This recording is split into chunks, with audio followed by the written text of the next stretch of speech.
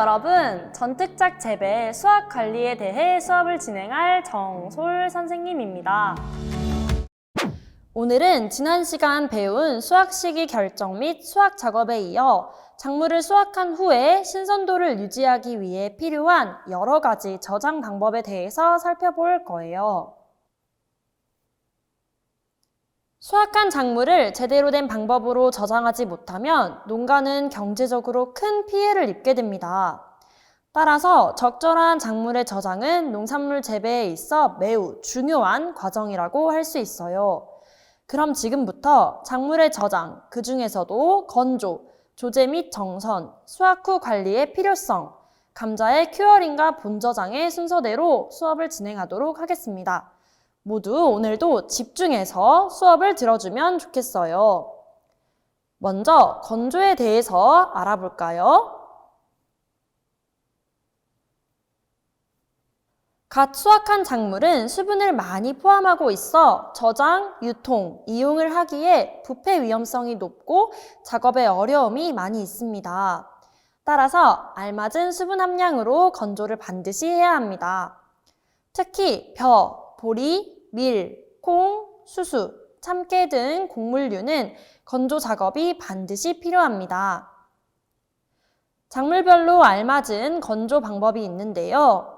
벼는 수확할 때 수분의 비율이 20에서 25% 정도이기 때문에 수분 함량을 14% 이하로 낮추어 건조합니다. 또한 보리와 밀 등은 15% 정도로 맞추어 건조합니다. 이 정도 수분을 유지하면 신선한 상태로 오래 보관할 수 있게 되고 저장성이 높아집니다. 알맞은 건조 작업을 하게 되면 첫째, 조제가 편리해져 작물을 필요한 곳에 쉽게 이용할 수 있습니다. 둘째, 수분으로 인한 부패를 방지할 수 있고 작물의 손실을 예방할 수 있습니다. 셋째, 품질 저하를 방지해 줍니다. 적절한 수준의 수분을 유지해주는 건조 작업의 필요성과 방법에 대해 이제 잘 알았나요? 자, 그럼 다음 저장 방법으로 넘어가 봅시다. 다음은 조제 및 정선입니다. 용어가 어려울 수 있지만 쉽게 말해 좋은 것을 가려내는 것, 선별과 비슷합니다.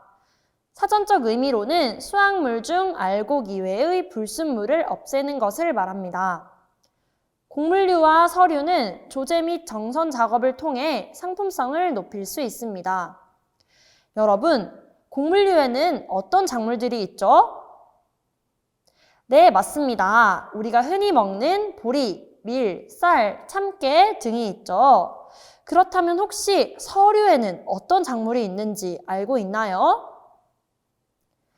네, 맞아요. 여러분 모두 잘 알고 있네요. 고구마와 감자가 있습니다. 정선 작업은 주로 선풍기와 풍구 등을 이용합니다. 사진에서 보다시피 곡물 정선용 풍구를 통해 협작물을 제거할 수 있습니다. 또한 감자, 고구마와 같은 서류는 손이나 선별기를 이용해 크기나 모양별로 구분하여 저장합니다. 선생님이 최근에 살이 너무 많이 쪄서 다이어트를 하려고 고구마를 사러 마트에 갔어요. 그랬더니 한입 크기 고구마, 마탕을 해먹을 수 있는 고구마, 엄청나게 큰 왕고구마 등 크기별로 고구마가 구분이 되어 있어 필요한 용도에 따라 선택할 수 있어 매우 편리하다고 느꼈어요. 수확물 중 알곡 이외의 것을 걸러내어 좋은 품질의 생산물을 만들어내는 정선 작업, 수확 후에 반드시 필요한 작업이라고 할 수 있겠죠. 수확 후 관리에 따라 작물의 품질은 크게 달라집니다. 그렇다면 수확 후에 관리가 제대로 이루어지지 않는다면 어떤 일이 생길지 상황별로 원인과 결과를 한번 알아볼까요? 첫 번째, 도복과 가뭄으로 인해 작물의 나달이 잘 익지 않았을 때는 어떤 문제가 생길까요? 도복 한 발로 잘 익지 않으면 나달이 작고 미숙립이 발생합니다. 미숙립의 의미에 대해 알고 있나요? 네, 미숙립은 완전히 등숙되지 못한 덜 익은 나달을 의미합니다. 미숙립과 같은 작은 나달은 상품성을 크게 떨어뜨리게 됩니다. 다음 원인 볼까요? 별을 베기 전 비를 맞았을 땐 어떤 문제가 발생할까요? 별을 베기 전에 비를 맞으면 곡식 나달이 회색 또는 회갈색으로 변해 품질이 크게 나빠지게 됩니다. 그렇다면 논밭에 깔아둔 곡식이 비를 맞으면 어떻게 될까요? 이때 밭에 베어둔 곡식에 비가 많이 오면 이삭에서 싹이 나는 수바라 현상이 발생하게 되고 나달이 황색이나 황갈색으로 변해 품질이 나빠집니다. 이제 탈곡 후에 발생할 수 있는 문제를 함께 알아볼까요? 탈곡 후에 건조를 늦게 하면 어떻게 될까요? 나달이 황색으로 변하거나 씨눈 부분이 갈색으로 변하게 되어 품질이 크게 저하되게 됩니다. 반면 탈곡할 때 속도를 너무 빠르게 하면 나달이 쪼개지거나 껍질이 벗겨질 수 있습니다. 적절한 탈곡 속도와 적당한 건조가 중요하다고 할 수 있습니다. 이제 여러분이 나달의 상태를 보고 어떤 문제가 원인이 되었는지 알 수 있겠죠? 특히 배지 않은 이삭에서 싹이 트는 벼의 수발화 현상은 변화가 심한 요즘 같은 날씨에 문제가 될 수 있는데요. 사진을 보면 알 수 있듯이 벼가 달려있는 상태에서 이삭에서 싹이 발화해 버리면 이렇게 수발화 현상이 발생하게 됩니다. 잦은 강우와 지속된 고온은 수확하지도 않은 이삭에서 싹을 트게 해 상품성을 크게 저하시키고 생산량을 감소시킬 수 있습니다.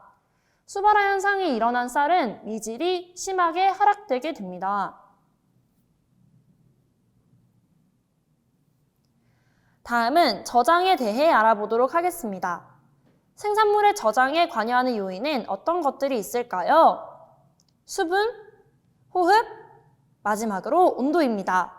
곡물은 저장 중 상대 습도와 수분 함량이 평형 관계를 이루게 되는데 이를 상대 습도에 대한 그 곡물의 평형 수분이라고 합니다. 조금 전 배웠던 적정 수분 함량까지 곡물을 건조시키는 것이 평형 수분과 관련이 있습니다. 여러분, 혹시 벼는 수분 함량 몇 %까지 건조한다고 했는지 우리 방금 배웠는데 혹시 기억하고 있나요? 네, 맞습니다. 14%입니다. 14%의 수분 함량이 되면 상대 습도 65%일 때 평형 상태를 이루게 되어 저장성이 높아집니다. 또한 저장 곡물은 수분과 온도가 올라가면 올라갈수록 호흡이 증대됩니다. 여름엔 겨울보다 숨이 많이 차고 야외에서 운동하면 더욱 힘듭니다. 호흡이 증대되면 발열이 나고 수분 발생이 많아져 곡물이 쉽게 변질될 수 있습니다. 따라서 병충해와 변질을 막기 위해서 온도는 10에서 15도, 습도는 75% 이하가 되도록 하고 가능한 한 저온에 저장해야 합니다. 요즘 농가에는 저온 저장고가 있어서 적정 온도와 상대 습도에서 장기 저장이 가능합니다. 곡류는 저장 중 저장 수명을 연장시킬 수는 있지만 그 수명 자체를 향상시킬 수는 없습니다. 저장 중에는 어쩔 수 없이 품질 저하가 일어나곤 하는데요. 따라서 너무 오래 저장하는 것은 바람직하지 않습니다. 곡류의 품질 저하와 손실은 취급 과정 중 일어날 수 있는 물리적인 손상과 저장 중 일어나는 미생물, 해충, 조류, 서류 등에 의한 생물학적 손실, 호흡 손실 등과 같은 화학적 손실이 일어납니다. 먼저 물리적 손상은 탈곡, 건조, 저장 및 운송 중 압착, 충격, 마찰 등에 의해 발생하는데요. 물리적 손상이 일어난 종자는 부스러지거나 으깨지기도 하는데 이는 공기의 흐름을 방해하여 해충이나 미생물을 손쉽게 번식하게 해 품질을 나쁘게 합니다. 생물학적 손상은 새나 쥐 등에 의한 피해를 말합니다. 특히 곡물의 수분 함량이 높거나 온도 및 상대 습도가 높으면 미생물이나 해충이 발생하기 쉽습니다. 이들의 배설물과 사체 부스러기는 곡물을 오염시킬 수 있습니다. 화학적인 작용은 저장 중 종자의 호흡에 의한 중량 감소, 냄새 등으로 인한 품질 저하를 의미합니다.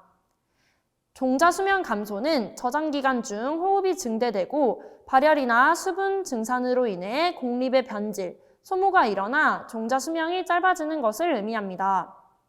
종자의 발화세와 발화율은 저장 기간이 길어질수록 낮아집니다.